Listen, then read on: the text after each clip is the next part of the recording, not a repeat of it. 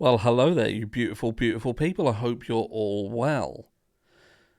I have to apologise because this is going to be a little bit of a rant. And what am I going to be ranting about? I'm going to be ranting about primarily the Summer Wells case. Now, the Summer Wells case was pretty much the first case that I covered quite extensively. I went on to cover the Michael Vaughan case, but I have subsequently privatised all of the Michael Vaughan videos because it just got to the point where, despite releasing videos about the case, that there was nothing that was lying in these videos. I never lied. I never bent the truth. I literally put out information that was right. It was the right information.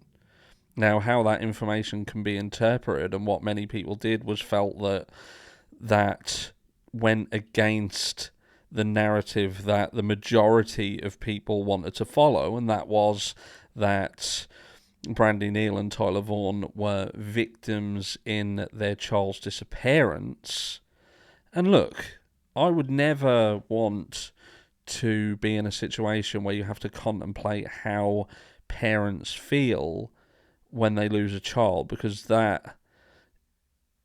it's got to be the worst pain that anybody could ever have to endure. So I feel for people who lose their children. I do. I'm human. I'm not a monster. But what I struggle with is when a child comes to harm because of failings of parents. That is what I have a problem with. And even though I appreciate that they may indeed now be in pain, I feel that they're in pain that they could have themselves avoided. And I know it may be unpalatable to think of that and to address that, but it's as real as the air you breathe, whether you like it or not.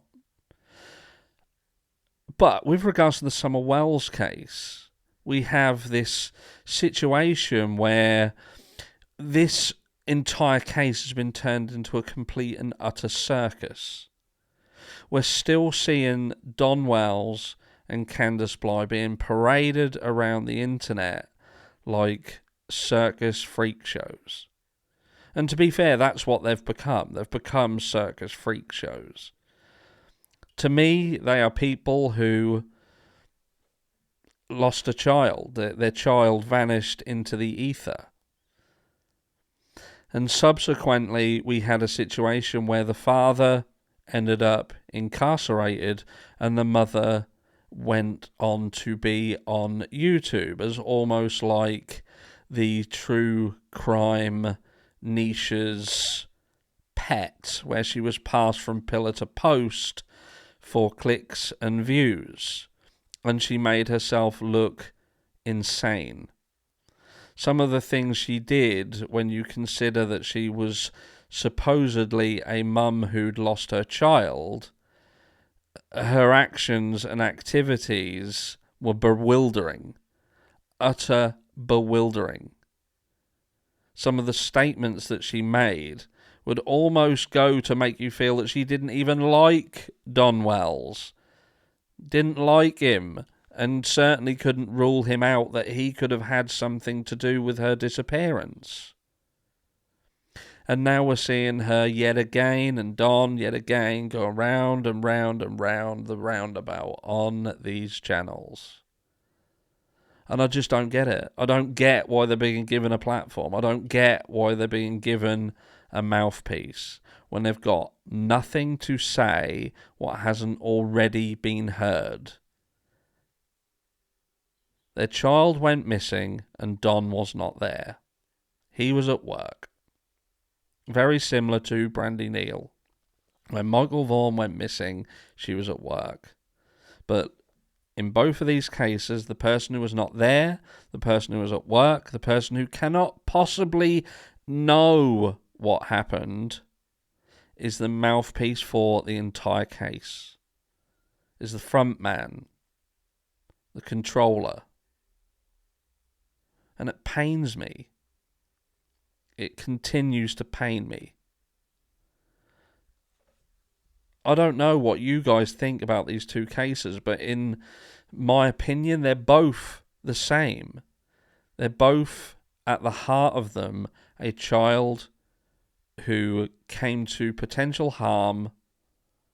They're missing. They've been missing for close to 2 years. We have no answers, but they're missing because of failings. They were failed as children. They were 5 years old. And they were the responsibility, on the day they went missing, of the people or persons in charge of them, in charge of their well-being.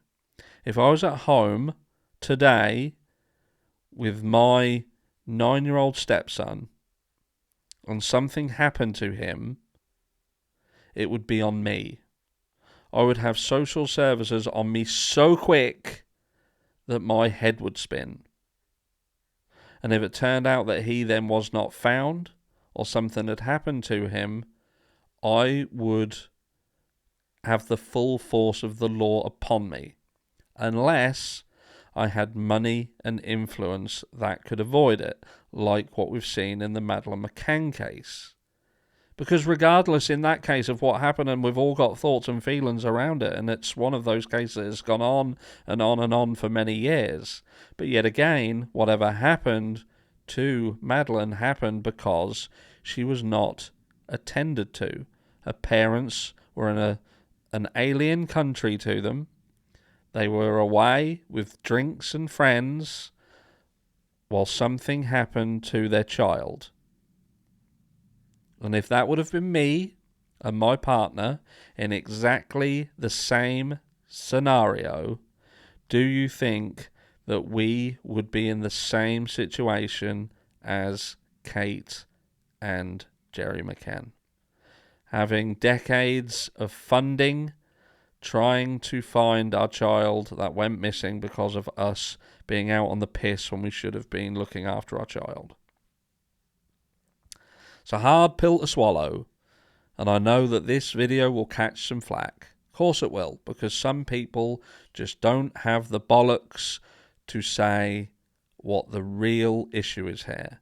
The real issue, in the vast majority of cases that involve children coming to harm in some way, shape or form, is generally because of the parents or the caregivers. Need we have to mention the case of little Quinton? Another one. What happened? It was failed.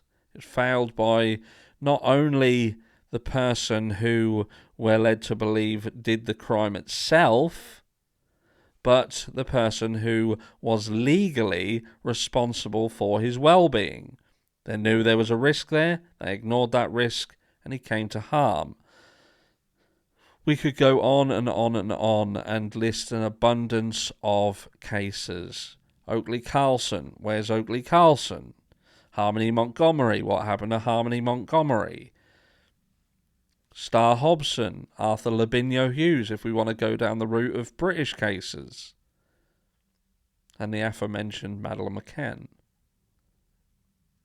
But people need to stop giving these parents a platform.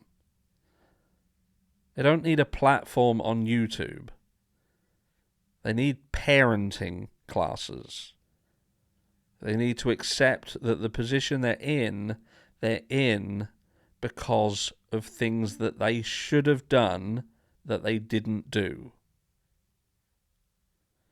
Because children cannot look after themselves. They cannot. Some teenagers can't look after themselves and still need input from their parents. And when a child is 4 and 5 and 6,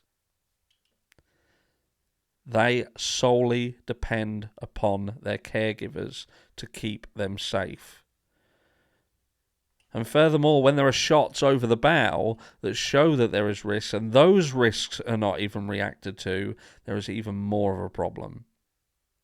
And the only thing that differs in the case of the Michael Vaughan case and the Summer Wells case is the way in which the parents have reacted around law enforcement and those who are around them now.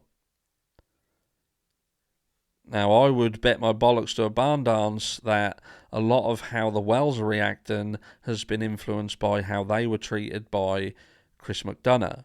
I don't trust Chris McDonough. He tried to make money off the situation. He very, very swiftly turned the entire ship of that case in a specific direction, in a specific way. He went on to try and do a hatchet job with Don over his sister. And, you know, if he did what he did, he deserves the full force of the law. We're seeing the same situation in the Jared Lysick case. But ultimately, that case and what happened with Don and his sister had nothing to do with the Summer Wells case. So they don't trust law enforcement. Ronnie Lawson, partway through that case, came out and made statements surrounding them getting attorneys, etc., etc. And it would appear that that was just a push and release to see, I'm going to give someone out there and let's see what comes back from it. Potentially lying. So why would they trust them? But then you've got the Vaughans who they seemingly get on very well with law enforcement. They have a good relationship. But people have a very, very short-term memory when it comes to that, because it weren't the Wells family who were threatening to burn down police stations and go after law enforcement's wives. That isn't the case. That was someone else. But look, children are cannon fodder. It just seems that they are collateral damage to Phelan's, and it needs to stop. And this charade around the Summer Wells case right now, and it's got to stop. Enough is enough. What's up, Harsh fam?